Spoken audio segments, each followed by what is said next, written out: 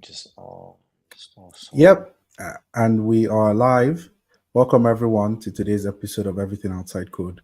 Today we're going to talk about going from startups to scale ups, everything from building a high performing marketing organization, scaling that.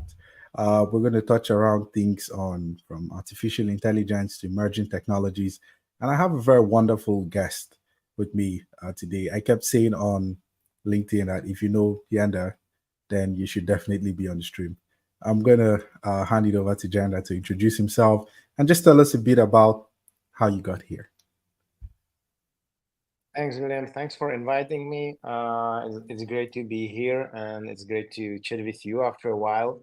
So, yeah, we've met actually when I was in Kentico, which was actually my previous job. I was a VP of marketing there for first for a division called Kentico Experience. Then I was VP of marketing for Kentico when we actually carved out our internal startup Content.ai to the separated company. Before that, I worked in like Kentico was a scale-up chip-based DXP solution. Before that, I was in DataWebs, which was a like smaller startup with data solutions for e-commerce here in Central Europe. And I was a first like CMO there, and then I was responsible for also for sales. So I was in the role of chief growth officer, and before that, I was working in different technological companies. I was working also in some agencies and freelancing on the marketing side. So that was actually how I got into the position in Kentico, and then actually I left Kentico last year in November, a few days before my second daughter was born, and then I was enjoying a small break, and I was enjoying actually the second addition to our family, our second kid. And now I'm actually the executive director of Change for the Better, which is the business platform here in Czech Republic, connecting organizations and companies that are trying to actually help the, let's say, sustainable economic transformation of Czech Republic. So companies from the big companies to the small companies that are actually into the change of their business models and into the sustainability. So that's actually my role right now. Not in the startup world, not in the SaaS world, but in a little bit different position, which is Yeah, interesting development for me. yeah, yeah. I see you have experience like over a decade cut across from consulting to doing startup things, scale up, and now not in any of that. Something that piqued my interest was, you started from consulting as, doing a bit of like marketing and social media consulting, and you created content.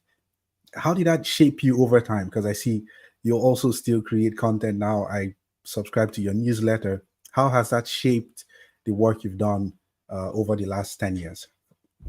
And it even like it didn't start, I believe it didn't start with the position and around social media content. It started even a little bit earlier because I studied journalism and digital media at the university.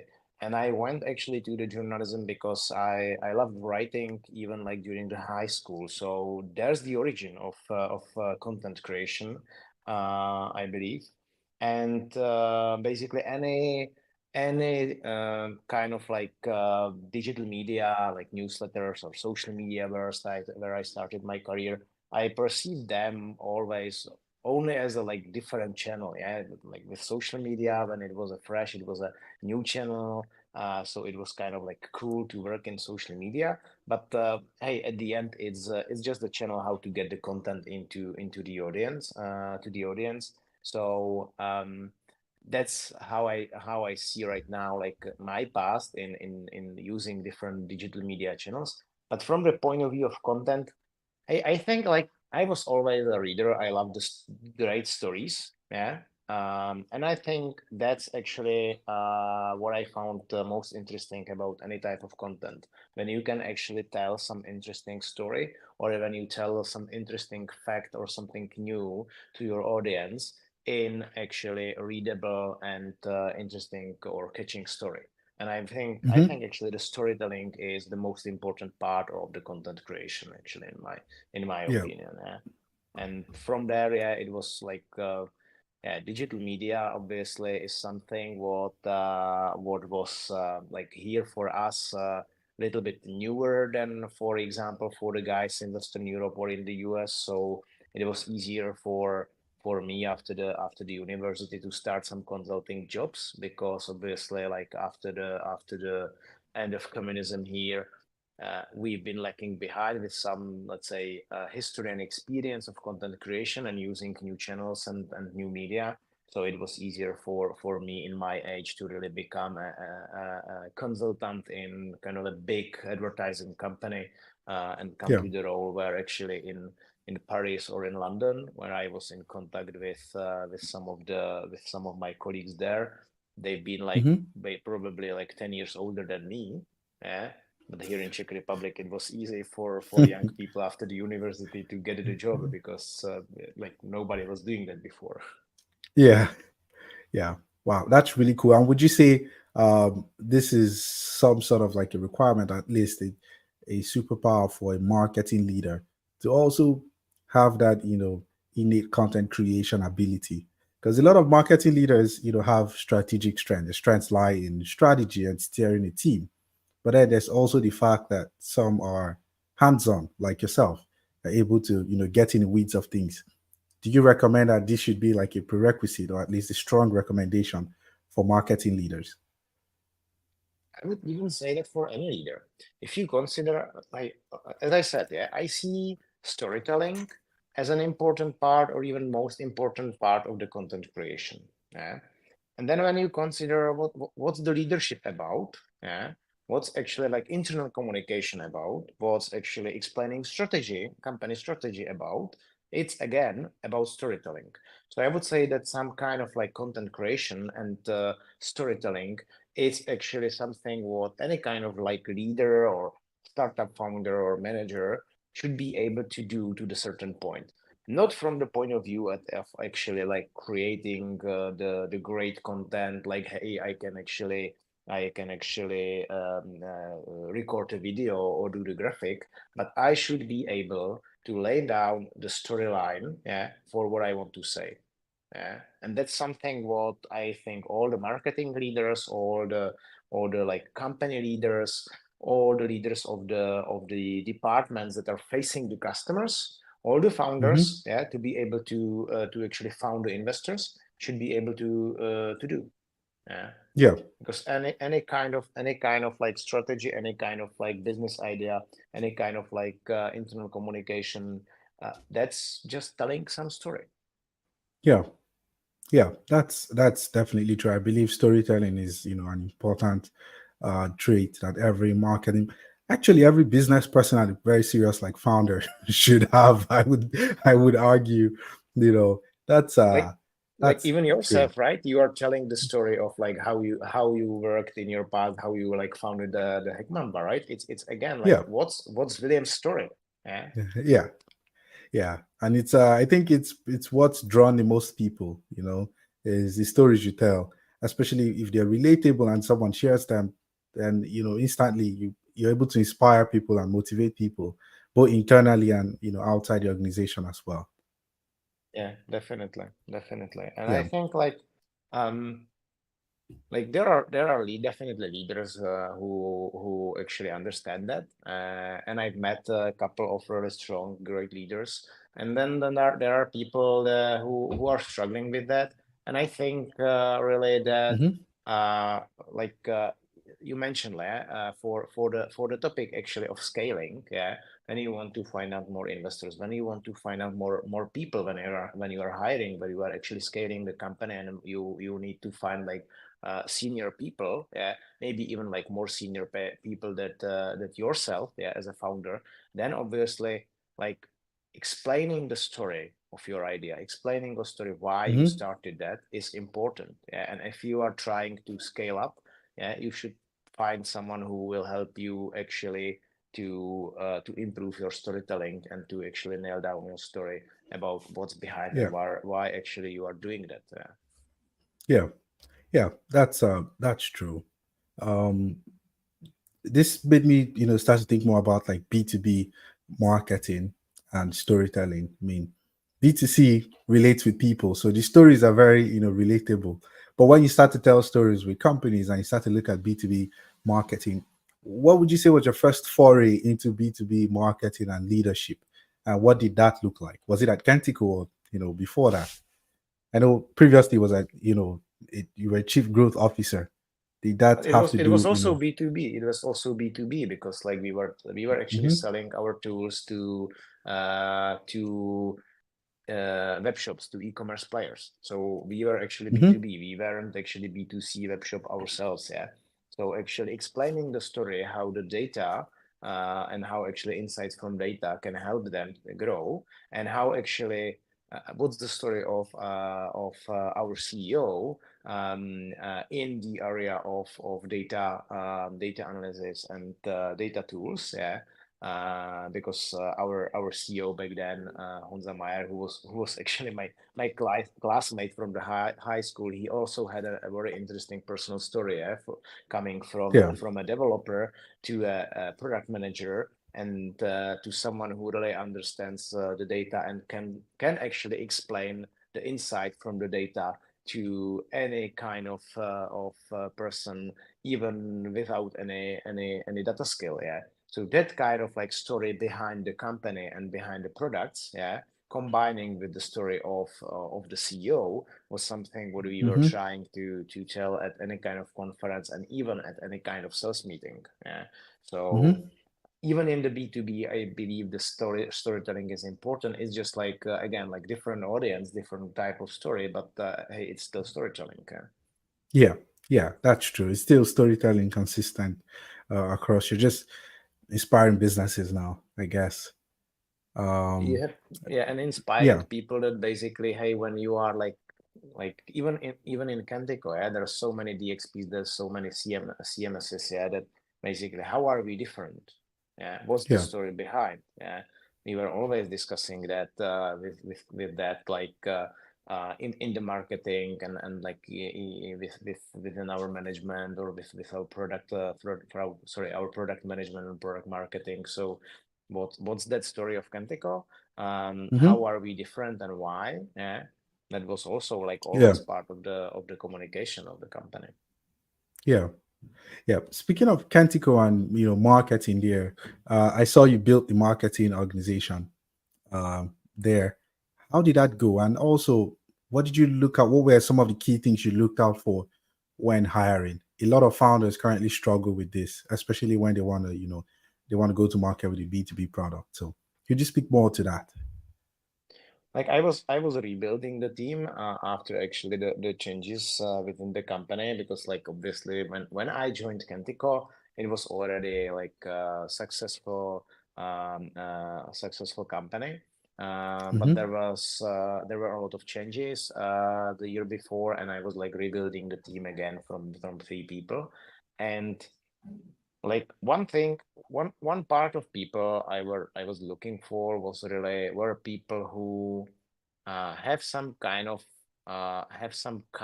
like understanding of that story. Yeah, because Hmm. again, here in I'm from Brno, yeah, here from Czech Republic, and the company is actually based here in Brno. They are kind of like love brand here, and but they've been always a love brand for developers here in Kentico. But there are also people who are using the tool in their companies, yeah, and they really appreciated the power of that tool, yeah. So these were actually people I knew from even my previous job, because previously I was also the customer of Kentico, yeah, in one of my previous jobs. So people who had some like understanding of the power of the difference of Kentico on the market. That's one way, yeah. And the other way, I think that for all the leaders, yeah, in the marketing or in any other role in the company, I think that the most important actually source for hiring is their own network. Yeah, Okay. like I think that majority of people who joined my team in these 3 years, yeah, they've been somehow in my network, or that broader network of like someone actually knew me or the company and recommended them to actually answer that job post, or someone even like recommended that person to me directly and I approached that person. So I think really like building the network again with your personal story and why you are there, Mm-hmm. is the strongest potential tool for for hiring. And again, like that was just for the marketing team. Majority of the team was sitting here in Czech Republic, so like my Czech marketing network was enough for that. But considering Yeah. that you are a founder, yeah, then you are trying to obviously hire some really driven, focused, but also senior people that can actually help you scale, yeah. Then obviously building your network or people that like know people who know you, people who follow your work and who follow your story is the strongest tool for hiring, I believe. That's interesting because I know even as a founder that hiring great people super difficult. I thought it was easy because I was like, everyone there's so many people looking for a job. But then I realized that hiring is easy, but hiring great people super difficult. It's not as easy as it seems. I said I respect HR folks more now. When I think about it, I'm like, no, this is definitely like a difficult, really difficult task. I Yeah. obviously So have a long term respect for HR people because my wife works in HR. So, yeah. but yeah, I think I really think that yeah, you were right. Like having the job posting and having a lot of people answering that job post, it's not hard. Yeah, but having right people answering the job post, or maybe even like having right people that can help you Mm-hmm. scale your company, reach out to you that Mm-hmm. hey, I may be interested in working for you, working for your company because I love your story, I love your strategy, I love your focus, yeah.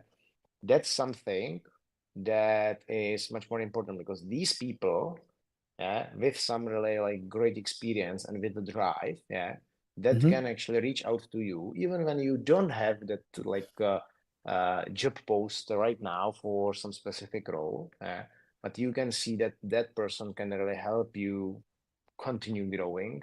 That's Yeah. the most powerful thing that can happen to you in hiring. Yeah. Yeah, that's right. The right person just coming your way, without you having to do much. That's golden. Yeah. So you did start from three, there are three individuals at first during the review process. How'd you get to 10? What were the functions you felt like, okay, these were the first I needed to fill out? These were the most important that sort of form like a solid groundwork for further expansion of the team. Yeah. So I believe the first two people I hired were like first like was digital marketing manager, or like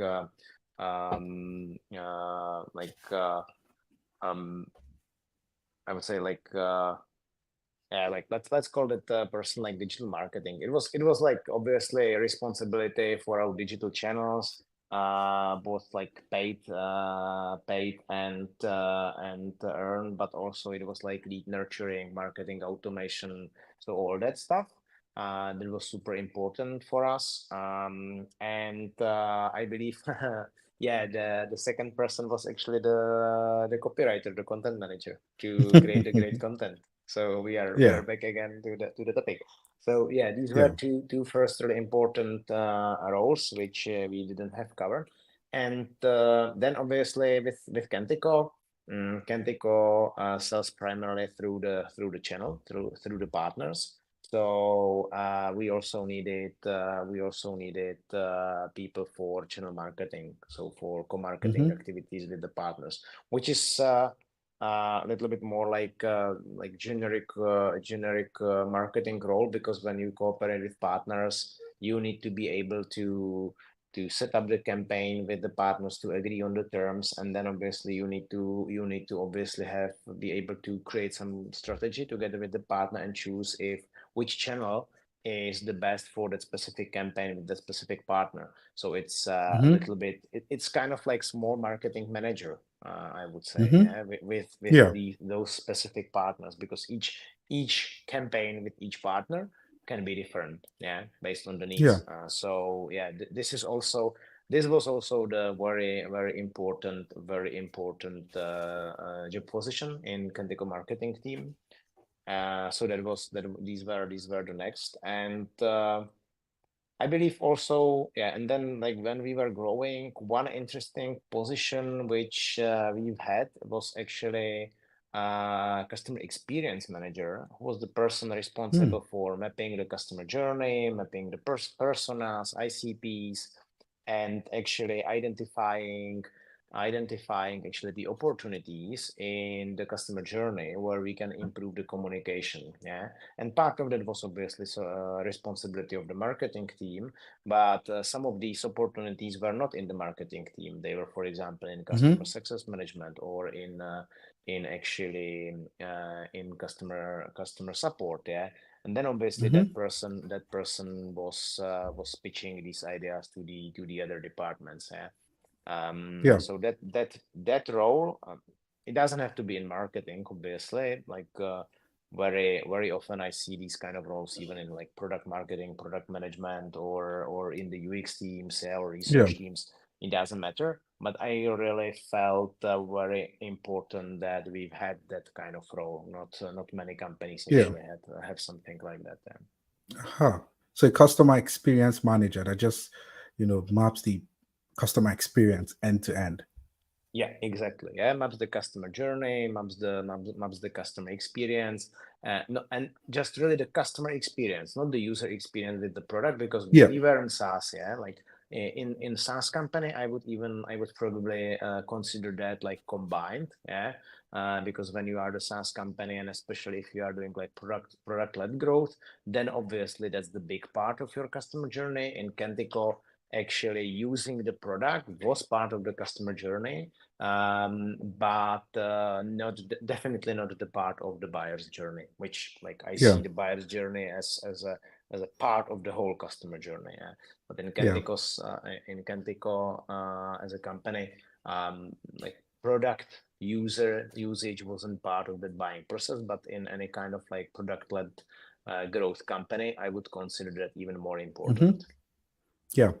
I think that's a very interesting differentiation that a lot of founders do not make, or at least not in the early stages, understanding that the buyer journey is different from the traditional user journey, especially if they sell B2B software, right? So it's really great to highlight that as well. That these are two different things. I very often see that they call it customer journey, but they actually mean buyer's journey, and they forgot Yeah, anything after buying the product. yeah, aha. That makes a whole lot of sense. So, um, you've scaled this marketing team. You're looking at double digit growth numbers. You're looking at millions in pipe generated. What was the game changer? At what point did you say, "Oh, this is actually like a game changer for us"? Was it the customer experience person that came on board, or was there something else? I think I'm sorry, I just see that I need to switch on the lights here in the room because I'm getting dark a little bit. But anyway, I actually think it was in the marketing. I think actually Okay. the really game-changing thing was when we decided in Kentico to really do the big thing and rewrite the whole product from scratch, Oh. and to move actually to really cloud native solution, and to really build to the solution that will be actually versionless. That there will be updates, the ongoing updates, without actually really rewriting your website Hmm. because of a new version of your CMS or DXP. So basically, Yeah. Kentico, like through the 18 years, Kentico had 13 versions. Yeah. When I joined Kentico, we were actually introducing Kentico 13. Yeah. Mm-hmm. And then the decision came that we actually are completely rewriting the product. Yeah. Even the architecture from the scratch. Yeah. Because Wow. there was a like also let's say kind of like technical depth in the product. Yeah. Because like and all of these versions, yeah, they weren't built from scratch. They were always built on top of something from the previous version. So rewriting the product from scratch was a big thing because it also created kind of like interest and movement on the market, I believe. And now when you actually look at Kentico's communication, it's all around like experience by Kentico, which is that version Mm-hmm. actually versionless. Yeah. So and I really like I'm right now. I'm not actually in the segment. Yeah. But I still have a lot of friends and connections in the Yeah. CMS DXP industry. So I see actually the communication not only from Kentico but also from other vendors, and I really think that the buzz around and the visibility of Kentico even grew up after the decision and after successfully launching Experience by Kentico. So actually, at Yeah. the end, it wasn't in the marketing; it was in the product, Yeah. Yeah. which That's obviously interesting. should be right. Yeah.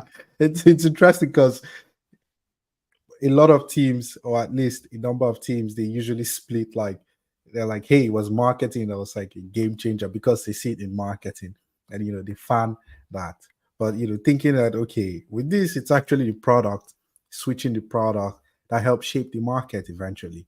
I think that's great. So whatever anyone does, however we go to market, we never lose touch of the product, creating something really valuable for end Because then users. you can also have the interesting story, because all the thing Yeah. all this rewriting and all that approach, which was in some areas it was again like Kentico was kind of the pioneer in some areas of that with experience by Kentico on the market, so that Hmm. gives you again the story for the content and for the marketing. Yeah. Yeah. Kentico's approach to, hey, not everything has to be headless, or Kentico's approach to AI, or Kentico's approach to cloud actually. So it's actually a cloud native solution. You can have it in any cloud. You can have it like Kentico managed, yeah. So as kind of like SaaS, but you can also have Hmm. it obviously on any servers on your own, be it a public cloud, private cloud, or on premise. Yeah? So you can actually choose. And when we actually started talking to the market and to the analysts and to the industry influencers about that, that's a really Hmm. interesting approach. And again, it gives you some Yeah. story to talk about, and Yeah. it differentiates you. So the product, yeah, it's important, but also actually how you approach the product and why, and Hmm. how you can tell stories about your approach. That's also important. If we build just another copycat CMS or DXP, that wouldn't give you Yeah. so much strength to the content marketing. Yeah. That makes a whole lot of sense. And this transition, right, from 13 to DXP or something entirely different, was that really challenging for the marketing team to deal with? Is that the most challenging thing? Was there something else that was more challenging than that? I'm just trying to find out what was the most challenging thing you did face within that time.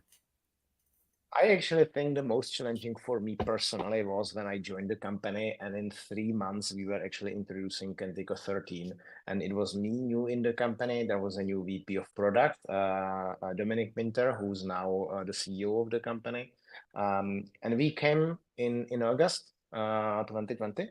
And the product was already finished, and in 3 months Yeah. we were supposed to introduce it at Connections, which is like big event for the partners in Kentico. So we weren't Hmm. involved in positioning, we weren't involved in the product creation, but we were responsible for the launch of the product. For rollouts. Yeah. So that was for me the most like the toughest part of my work in Kentico, especially also because the team was so small back then. Yeah. Yeah. So that was hard, but yeah, definitely. Then that switch to experience by Kentico, it was also interesting challenge for the marketing team, because to the certain point you communicate basically the current product which you need to Hmm. keep selling, And it wasn't also Mm-hmm. only for marketing, it was also a hard thing to Yeah. our sales team, to Yeah. acknowledge that. And on the same in the same time, you need to start creating the buzz around the new product and around the future. Yeah. So that's challenging. Yeah. Yeah. But I think that the Yeah. team and the company managed that not only through my time there, but also like even now. I think that's which actually Kantiko went very well through it in the communication. And Yeah. honestly, I'm not in the company anymore. So I don't know how successful they really are with that. But from what I see actually from outside, I think they really do the successful transition, and I'm happy Yeah. for that. Yeah. That's fantastic. Um, must have been really challenging first 3 months, and then there's a change that needs to be made, and you're unsure of the messaging. Actually, you're just getting the hang of the messaging, right? And Yeah, now it it probably was has to fun. It change. was fun. Yeah, that. Those are the things that make it really fun. Earlier in the stream, you mentioned networking, and that's how you found great people that you work with. But I do know quite a number of marketing folks, interestingly, that struggle with building a network. They're great at creating content, but just the art of networking and meeting with people. I mean, networking can be cringy in certain like context, but just the art of meeting people. And I see on your LinkedIn you describe yourself as an extrovert, but they are introverted folks that are marketing professionals. How do you think they should approach, networking? Like first thing for me, I really think that all marketers should be able to somehow market themselves. Yeah. It Okay. sounds obvious when you are a marketer that you should be able to market, but I've seen a lot of colleagues in my past that who were really struggling with marketing themselves and their work. Yeah. So that's first part. You need to be able to use your marketing skills to promote yourself and your job. Yeah. Yeah. And like I don't mean like really like overselling or over promoting, but be able to talk about again your story. Why are you doing what you are doing? Yeah, what's good in it, Mm-hmm. etc. That's first part. And with that, if you are able to do that, you are actually always interesting for someone Mm-hmm. to talk to you, to learn more, or to share. Yeah, Yeah. because you have that interesting story. Yeah, and with that interesting story, yeah, you can actually go anywhere. And even if like you are not extrovert and you are not able to really, um, uh, it's not your thing to come to the biggest crowd of at the conference Yeah. and suddenly be the heart of that crowd. Yeah, Yeah. with that, yeah, when you have that interesting story and you are not afraid to tell that story and market yourself a little bit, then I think that that's the most important part. And I think Mm-hmm. even the introvert marketers, yeah, should actually should learn that, yeah, to really define your personal story, why actually you do what you do, and with that, yeah, you will feel like stronger in this communication, and you don't have to really go like to everyone, and you don't have to go to the biggest crowd. You can just like sit down at the conference, like have some coffee and talk to one person, yeah, at the event or somewhere, yeah, Mm-hmm. and make the significant connection. It's not Yeah. about like numbers for you. It's not like catching the Pokemons, yeah. But Yeah. really share interesting story with someone, learn something, Mm-hmm. and to be able to share something. I think that's Yeah. important for the networking. Yeah. And Yeah. then like even if you are introvert, I think you can do that there. Yeah. That's definitely right. Do you think that subconsciously, as an extrovert, you acquire stories? Like you seek out like stories, and you just like you so you have like a plethora of them. Like anytime someone like you talk to someone, there's a story, and you actively seek out like other stories. You do stuff. You maybe you go out and you try new things, and you just make stories that way. Do you think that's also something that helps you? That's definitely true. Yeah, because I'm the storyteller. My father was the storyteller. My grandfather was the storyteller, and like yeah, I remember I remember stories about people. Yeah. Yeah. So anytime I go somewhere and talk to people, I can tell stories that are somehow relevant, yeah, to what we are talking about, yeah. And these can be my stories, yeah, from my life, or these can be the stories I actually collected, yeah. And Hmm. I can actually say, hey, like, yeah, my friend or the person from another company or someone actually who worked on that told me that story, which is relevant for the discussion and Yeah. for the communication. So yeah, I'm kind of like I'm a like story picker and storyteller, and Yeah. I think that's somehow I don't think it's natural for all the extrovert people because to be able Hmm. to collect stories, you need to be able to listen Yeah. first, yeah, to that story. So if you just relate to extrovert that you just actually Skip uh, everything. uh, yeah skip everyone and talk, then you can't Yeah. collect new stories. Yeah. So you That's have to true. combine both. Yeah, you have Yeah. to listen to the new stories to be able to tell them. So and that's Yeah. hard for that's hard for some extroverts actually. So Yeah. that can be also the positive positive thing for the introverts that can more easy Introverts. Yeah. they can more easily yeah introverts that they can actually Yeah. more easily collect other stories and that if they actually add them to their storytelling. Hmm. Yeah. That's really you're very correct because I do know some extroverts that just wouldn't shut up. They're somewhere. I'm like, could you stop interrupting others, or even like relax? And you must not have something. You must not have an experience or a matching experience of someone else's, right? Let other people shine. But yeah, it's usually interesting dynamics to see, especially in um, in conversations for sure.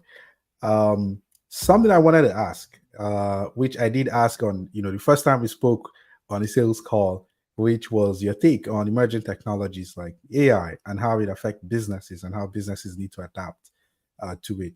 I think that was last year, and from that time to now, a whole lot has changed. So I want to know if your take is the same. How should businesses approach artificial intelligence and emerging technologies within that space? I remember that call because back then, like all vendors in our space, in CMS DXP space, they were like trying to quickly introduce some kind of like integration with some ChatGPT or with some AI, Yeah. and everyone was talking about their like cool AI features. Yeah. No, they weren't even speaking about their cool AI features. They were like speaking that, hey, we are introducing the very first AI CMS hub. So what's Yeah. that? We don't know. It's our first AICMS hub. Yeah. So that was that time, and we were actually in Kentico. We didn't jump on that train, and we were really we were like to our partners, to our customers. We told them, yeah, we are evaluating what Hmm. actually can be the additional value of integrating some AI to the product and like Hmm. how to do that. What are actually the benefits for the customer? What's actually the use case? What's the problem that AI can help to solve a better way than we are solving that in the product right now? And that was Yeah. our answer to our partners, to our customers, or even like to the opportunities, to the new sales. And we actually we weren't actually doing any like big buzz around like, hey, we have the AI hub in the product. And I still think the same. Yeah. Right now, as far as I know, there are like really some interesting, cool features, AI features in Kentico that really helps customers. And but that's the point. Any kind of technology, any kind Hmm. of new bus should actually solve some customer problem, customer need. The better way, there was the previous solution. Hmm. And yes, there are definitely examples even in my personal life or in my work, yeah, where AI Yeah. can help me be quicker, be more exact, be actually more efficient, yeah, or Yeah. more creative even, yeah. So Hmm. I have these use cases, I have these scenarios, but Hmm. it's not actually the cure for everything. Yeah. And I still think that like probably 80% of all of these AI bullshits on the market right now is not helping any customer. Yeah. Yeah, And the whole AI market has to find the real use cases. And I really think that some of these like bullshit startups. Sorry, pardon my language right now. Yeah, but all of these like bullshit startups that actually collected the money from the investors and launched some cool app that was basically just some interface based on open AI API. Yeah. And was basically doing nothing better than I can do with my old tools. Yeah, yeah, these will just probably like die, and I don't think that's we should be sorry for them.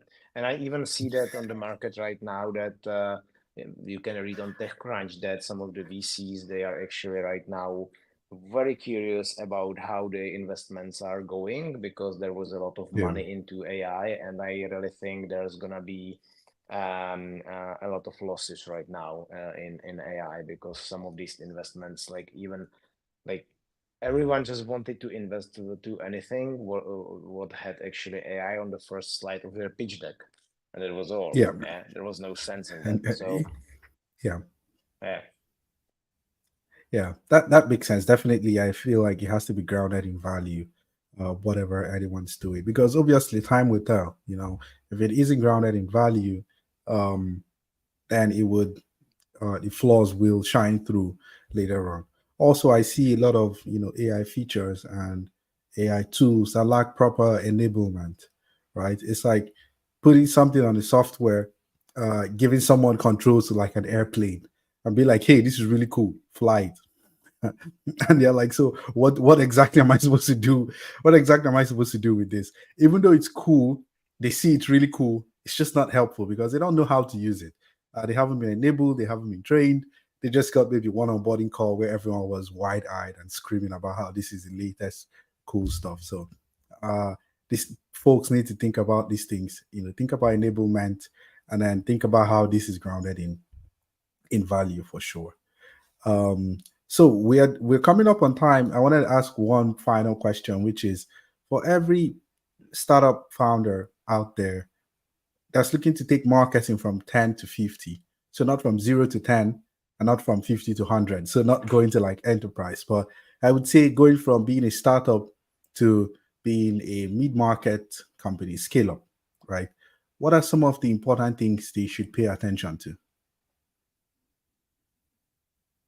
I think that what I see and what I've seen and what I even like see right now when I'm actually consulting some of the companies that are trying really to scale up to from that like certain level of like, hey, we already have some like some customers, some marketing, and we need to scale up. I think you need to really nail down your positioning and messaging. Make sure that you understand what's the problem you are solving, who's the right customer, what's your ideal client profile, who's your persona, and then like target your marketing and sales efforts towards that ICP and that persona. Because too often I see that when you start with the idea, you are testing who's probably the best customers. So you are targeting like everyone who wants to listen. Yeah. And then obviously, if you continue doing that, yeah, you never find that right path, because you are basically running all your routes and always coming back to the crossroads and then again run another route. Yeah. So you need to choose the route from the crossroad. Yeah. And Mhm. then build your marketing, build your sales around that. So, and don't be afraid to basically abandoning some of the segments and some of the target audiences and really focus on the chosen ones. I think that's the most important to be able to scale, because you can't scale targeting everyone. Yeah, that's right. And it's I learned connected with the that. storyline again. Yeah, you have to have the Yeah. right story for them. Yeah, and then Hmm. you can build on top of that. Sorry. Yeah. Yeah. So You're definitely right. That's something I did learn over time is that you shouldn't be afraid to ditch one segment over the other. Obviously, do not do that without critical thoughts, but Data. folks are, yeah, if you don't have the data, uh, always do not be in that sunk cost or have that sunk cost fallacy where it's that we've invested so much in this, we want to stick with it. No, just ditch it. Always have the, I usually say always have the agility and remember where you come from. Remember the agility of startups and being able to like, change stuff up and keep that. I hope I'm able to take my advice as well over over time when the time comes. But thank you so much, Anna, for all the tips. This has been golden. And if anyone wants to find you, maybe to connect or ask further questions, talk about the Czech Republic and Brno, I guess they can find you on LinkedIn on the name on the screen, right? Definitely, definitely the best way to find me is on LinkedIn. I'm there like all every day. I'm reading the messages. I'm checking actually who's connecting with me, finding the new connections and like finding how we can like help each other or actually find the new stories as we discussed. Mm. So that's Yeah, that's the best start, and all the other links and contacts are there. So yeah, find me yeah, on LinkedIn under my name. Yeah. yeah. Thank you so much, Anna. So find Anna on LinkedIn. Make sure to come with great stories when you do send him a message. And on that note, it's been a wonderful evening on everything outside code, and I'll see you all next Wednesday with another wonderful guest. Have a nice evening. Thank you for having me and have a nice evening to everyone. Yep.